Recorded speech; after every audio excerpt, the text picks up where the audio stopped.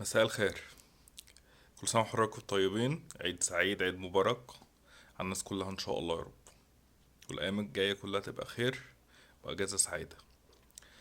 بكرة إن شاء الله الأهلي هيرجع يلعب في الدوري تاني. بكرة الساعة 7 الأهلي وزد في نفس التوقيت الزمالك والاتحاد السكندري.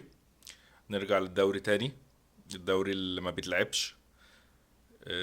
الدوريات في العالم كله بتخلص واحنا لسه ما خلصناش تلت الدوري تقريبا. الاهلي لعب 9 ماتشات والزمالك لعب حوالي 11 ماتش، وفي فرق لعبت 16 و17 ماتش. البطولة مش منتظمة، البطولة مأثرة على طعم الكرة في مصر. واكيد هيبقى ليها اثر مش كويس تماما على منتخب مصر. وبرغم كده كابتن حسام حسن طلع بتصريح النهارده، يعني مضر بالكرة المصرية اكتر ما هي مضرورة.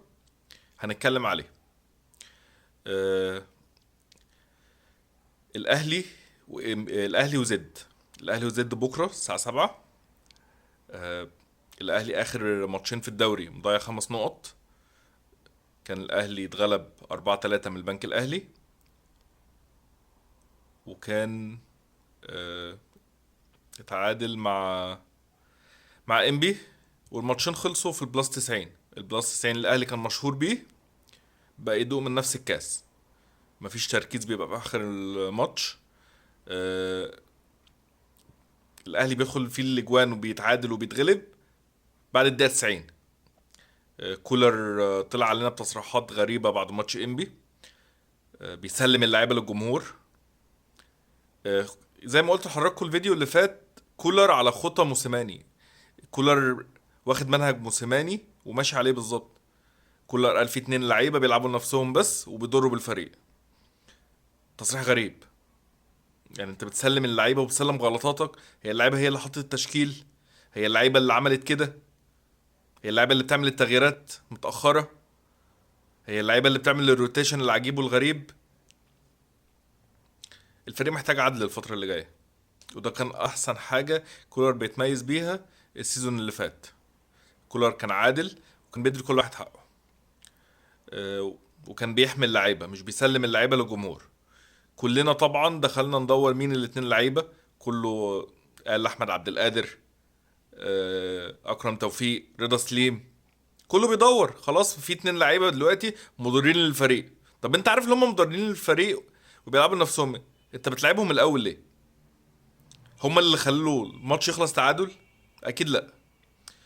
فتصريح غير موفق تماما كولر. وفي تصريح تاني قال لك اللعيبه الشوط الاول، اخر الشوط الاول ما عملوش اللي احنا متفقين عليه، وكانوا بيلعبوا من دماغهم وبيلعبوا بطريقه لعب مختلفه عن اللي انا مدربهم عليها ومتفق عليهم. يعني متفق على الطريقه دي معاهم. طب انت دورك فين على الخط؟ يعني انت قاعد الماتش كله، انت دورك فين بقى؟ اللعيبه بدات تغير مراكزها او ما تعملش التشكيل الخطه اللي انت قايل لهم عليها. دورك انت فين؟ يعني انت ككولر على الخط فين؟ يعني قمت كلمت مع اللعيبه، خليت المترجم بتاعك يتكلم مع اللعيبه، خليت كابتن سامي قمصان يتكلم مع اللعيبه، عملت تغييرات بين الشوطين بسبب اللي بيحصل. انت عملت تغييرات في الدقيقه 80 ولا 87. كولر مش مركز تماما. كولر في حاجة متغيرة عن السيزون اللي فات. كل مميزاته اللي كانت موجودة مع الفريق بتروح. العدل اللي كان يعني بيتميز بيه وبيدي كل لعيب حقه مش موجود. الروح اللي كان عاملها في الفريق مش موجودة. التعامل النفسي مع كل اللاعبين اللي بيلعبوا واللي ما بيلعبوا اللي ما بيلعبش ما كانش معاه مشكلة مع كولر. يعني في لعيبة ما كانتش بتلعب السيزون اللي فات خالص، وما كانش في يعني ما كانش معاهم مشكلة مع كولر ولا في أزمة ولا في أي حاجة. بس السنه دي في لعيبه بتلعب ومعاه مشكله مع كولر. آه، زي اكرم توفيق. اكرم توفيق آه، اكرم توفيق في حاجه غريبه. اكرم توفيق اكرم رجوله. كان رافض ينزل الملعب.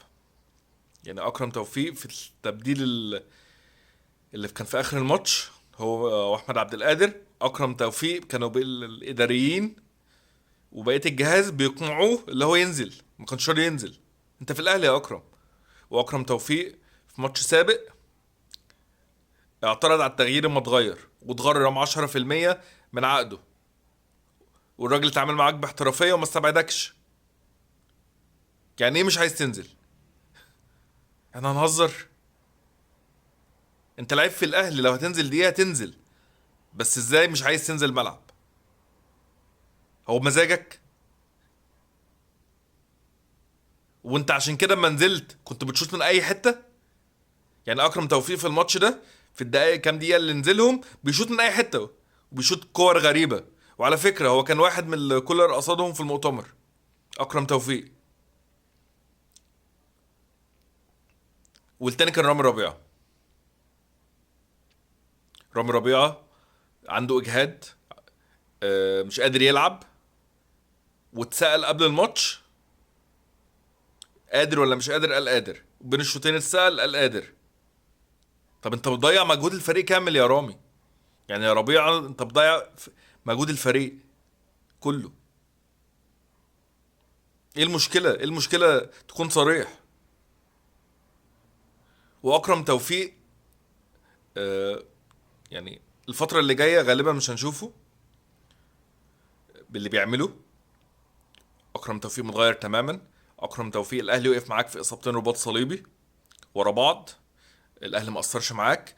راجع، يعني رجوعك مستواك الفني مش اكرم توفيق اللي احنا نعرفه. مش اكرم رجولة، مش اكرم اللي مركز، مش اكرم توفيق احسن باك يمين في مصر واللي كان هيحترف بره واللي كان عنده عروض كتير من بره. ده مش اكرم توفيق. احنا اللي رجع لنا اكرم توفيق في الكوره لسه ما رجعش لمستواه ولا 10% من مستواه. وفي الاخلاق عنده اصابه. اكرم توفيق يعني المشكله اللي احنا كنا ممكن نصدق اي لعيب تاني ممكن يعمل كده، بس اكرم توفيق هي اللي كانت غريبه. اكرم توفيق اللي هو يعترض على تغييره اللي هو يخرج، مش اكرم توفيق. والجديده اللي يعني انا عمري ما شفتها في الاهلي قبل كده، وغالبا ما حصلتش، ودي اول مره تحصل. لعيب مش عايز ينزل. عماد متعب كان بينزل يلعب دقيقه، احمد بلال كان بينزل يلعب دقيقه. كل اللعيبه دي كانت بتقف على الخط تنزل دقيقه وتنزل دقيقتين. ابو تريكه كان بيقعد احتياطي. في فتره حسام البدري كان قاعد على الدكه، انا فاكر في نهائي الاهلي والترجي الدكه كان فيها بركات وتريكه ومتعب. وانت عارف انا بتكلم على مين، يعني دول يعني بجيل كامل من اللي موجود دلوقتي. تريكه، بركات، متعب، وكانوا قاعدين على الدكه.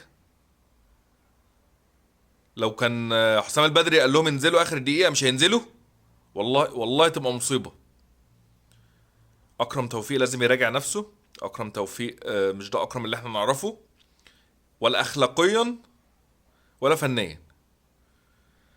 واكرم جمهور الاهلي بيحبه، فيا ريت يراجع نفسه ونستناه في صوره جديده مختلفه عن اللي هو بيعمله دلوقتي. ده بالنسبه لاكرم توفيق، وكان ده عتاب على اكرم توفيق يعني عشان الجمهور بيحبه. عندنا كمان الماتش بكره. هو كولر دلوقتي، احنا كل مره بنقول توقعات تشكيل من وجهه نظرنا ومن وجهه نظر كولر، بس من وجهه نظر كولر دلوقتي كولر ما حدش يتوقعه. احنا لعبنا تسع ماتشات في الدوري، مفيش ماتش نفس تشكيل. يعني مفيش ماتشين نفس التشكيل. 9 ماتشات كل ماتش بتشكيل مختلف. مفيش ثبات تشكيل، مفيش لعيبه ثابته في التشكيل، وده ضرر الفريق. فكولر انا محدش يتوقعني. يعني كولر اي حد يتوقع له التشكيل ليه جايزه. احنا راينا يعني زد على فكره فريق تقيل والماتش صعب، الماتش مش سهل خالص. المفروض بكره مصطفى شوبير هو كده كده حارس المرمى الاساسي، مصطفى شوبير، كريم الدبيس لازم يجهز. يعني كريم الدبيس حتى لو معلول دخل القايمة بكرة، كريم الدبيس اللي يلعب. لازم تجهزه لأي طارئ. انت اخر ماتش وداخل على مدعكة، انت داخل على الزمالك ومازيمبي في قبل النهائي رايح جاي. انت يعني في 10 ايام عندك مطوشة صعبة جدا. مطوشة هتحدد ملامح الموسم، فلازم تجهز بديل معلول. هو معلول النهارده بيتعمل له اختبار في التمرين، بيشوفوا اصابته يقدر يرجع ولا لأ. هو بيرسي تاو، فشوبير، دبيس، منعم، متولي. متولي لازم يجهز للفترة اللي جاية. لازم يبقى عندنا مدافع احتياطي جاهز لأي مشكلة. واحنا عارفين ان الربيع على طول بيعاني من اصابات بسبب ضغط الماتشات، فلازم نجهز البديل من دلوقتي. ما نتفاجئش ربيعة يلعب بكرة اساسي، ربيعة اتصاب وانت داخل على 3 ماتشات مفيش ربيعة مفيش ياسر ابراهيم، ما عندكش غير عبد المنعم، ومتولي بقاله سنة ونص ما بيلعبش كورة.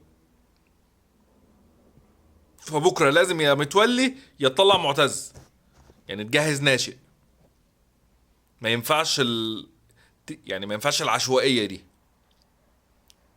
في اليمين عمر كمال عبد الواحد. في خط النص كوكا، مروان عطية، قفشة. قدام رضا سليم لازم يلعب. يعني رضا سليم انت تلعبه وبتشوف هتلعب مين تاني. فنلعب برضا سليم، ونلعب الناحية التانية. يعني نفسي يبقى كريستو. هو كريستو عمل عملية بسيطة كده، خراج في وجه القدم وهو جاهز. يعني هو مش مصاب وشارك في التدريبات الجماعية من شوية. فأنا رأيي رضا سليم وأحمد عبد القادر، وقدام كهربا أو وسام. بس كهربا يبدأ. كهربا جاهز، كهربا بيجيب فورمته، فلازم تجهزه. وعشان كمان وسام لسه راجع من إصابة، فأنت واحدة واحدة بتجهزه واحدة واحدة. فكهربا يبدأ وسام يشارك.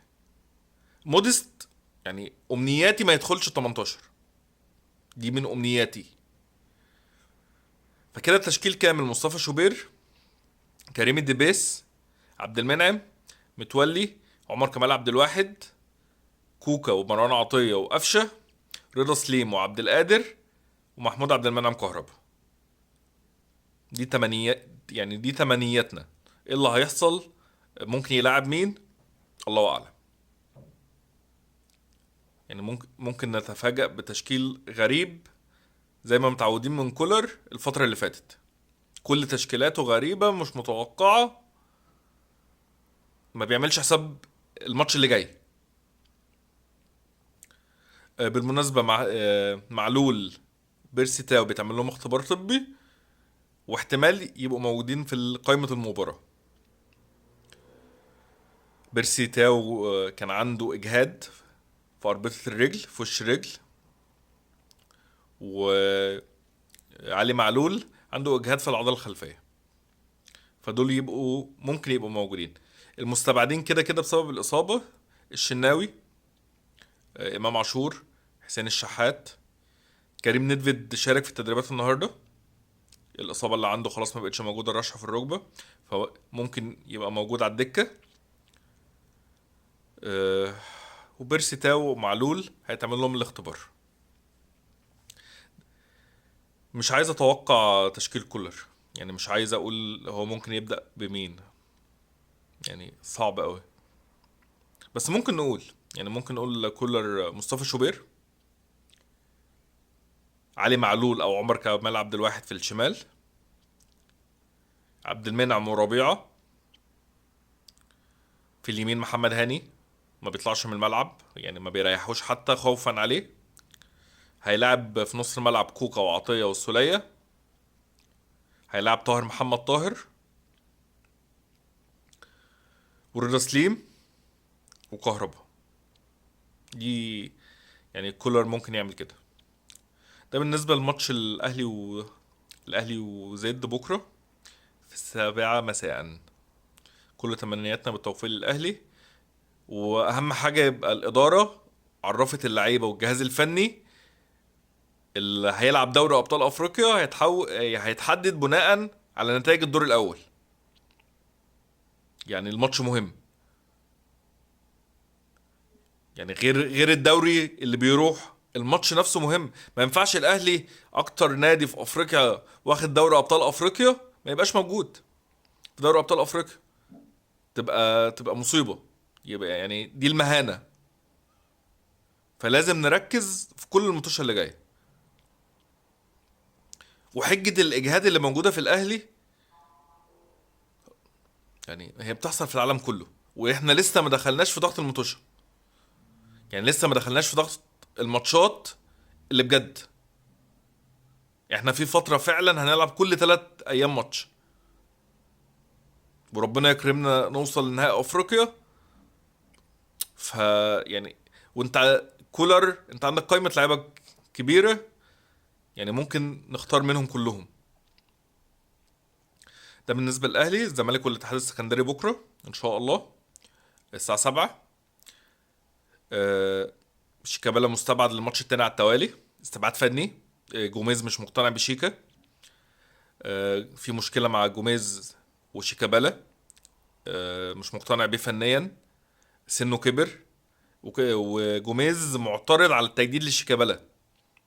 يعني جوميز بلغ اداره الزمالك اللي هو مش عايز يجدد لشيكابالا عشان هو كبير في السن دلوقتي، وما يعرفش اللي الاداره جددت لشيكابالا. وعلى فكره العقد لسه ما توثقش، عقد شيكابالا التجديد لسه ما توثقش. فجوميز بيأكد وجهة نظره اللي هو مستبعد شيكابالا الماتش التاني على التوالي وهو مش مصاب. شيكابالا مش مصاب. فده كده عدم اقتناع فني بشيكابالا. وكده بنأكد تاني اللي جوميز كان رافض تجديد شيكابالا، ولسه رافض تجديد شيكابالا، وبيأكد كلامه اللي هو بيستبعده من ماتشات. شيكابالا بقى له ماتشين بره الفريق، وبيتأخر في التدريبات وممكن يغيب عن تدريبات. يعني مفيش التزام من شيكابالا تماما. مصطفى شلبي برضو مستبعد. عنده كدمة في الضلوع. آه، رجعت لقائمة الزمالك. رجع ياسر حمد، رجع ناصر ماهر، رجع عبد الله السعيد. آه، عبد الله السعيد وناصر ماهر ما كانوش بيلعبوا الماتشين اللي فاتوا عشان افريقيا. محمد عاطف بره، صفقة جديدة الزمالك كان جايبها. زياد كمال بيكمل في قائمة الماتش. آه، موتيبا بره استبعاد فني. فده بالنسبة لماتش الزمالك. بالنسبة لشيكابالا اللي عليه علامة استفهام كبيرة، وفي مشكلة ما بينه وما بين جوميز. هيحكم ماتش الزمالك بكرة أحمد الغندور، وهيحكم ماتش الأهلي أمين عمر. أمين عمر أول ماتش يحكمه من بعد كأس الأمم الأفريقية، بقاله فترة كبيرة ما بيحكمش. وده معناه ماتش الأهلي والزمالك هو كده كده ماتش الأهلي والزمالك بتحكيم مصري. فده معناه يعني كان من ضمن المرشحين للماتش مع معروف الغندور، احمد الغندور وامين عمر.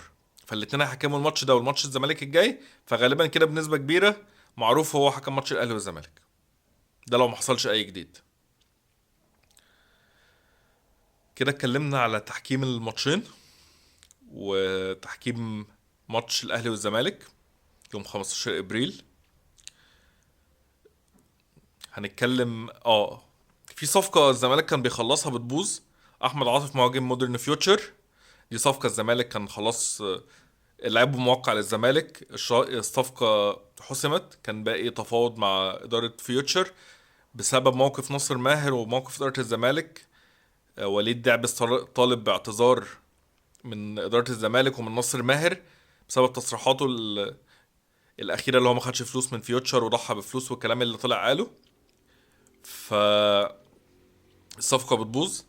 وليد دعبس رئيس نادي فيوتشر وملك النادي طلع قال مفيش اي تعامل مع الزمالك او ادارته الا بعد الاعتذار. وطلع هاني شكري عضو مجلس اداره في الزمالك، قال يعني ردا على تصريح وليد دعبس، قال له ما اعتذرناش للي اتخن منك.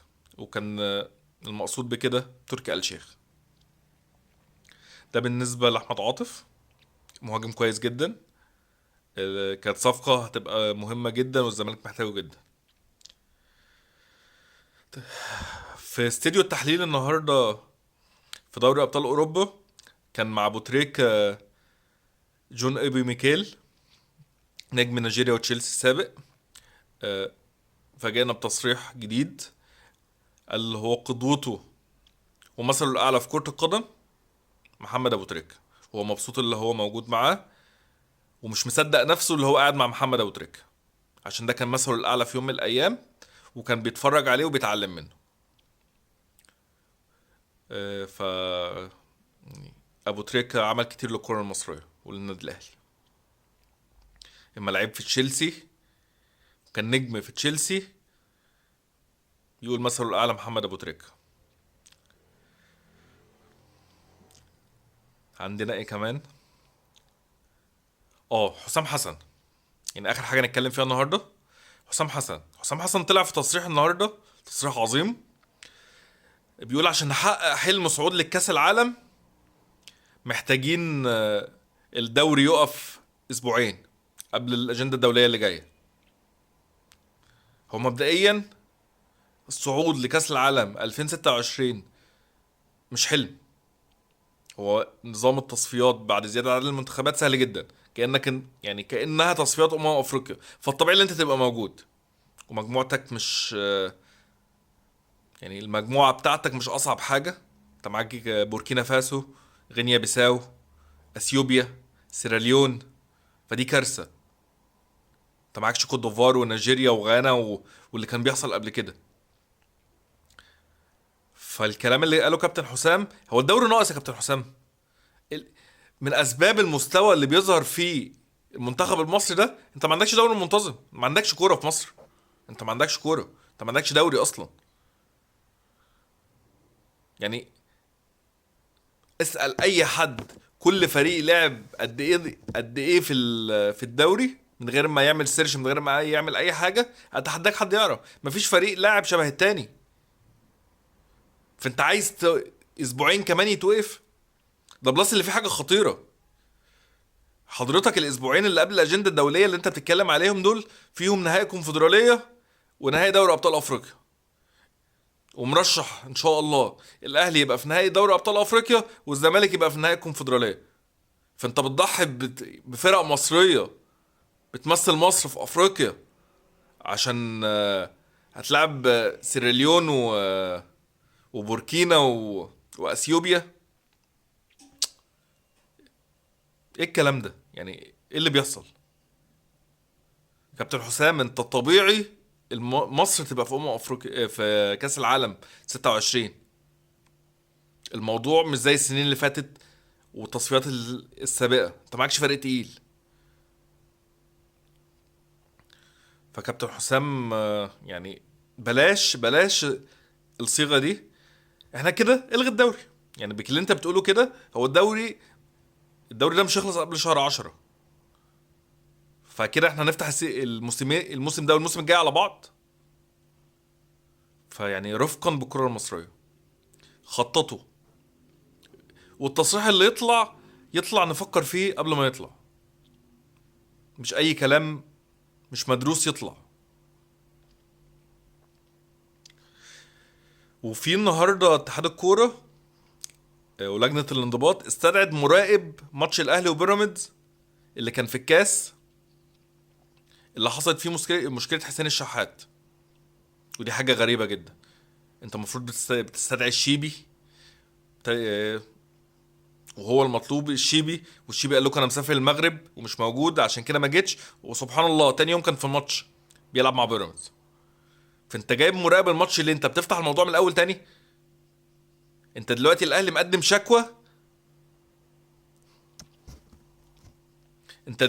مقدم شكوى، فتحقق في الشكوى، مش تجيب مراقب الماتش. طولت عليكم، كل سنه وحضراتكم طيبين. سلام.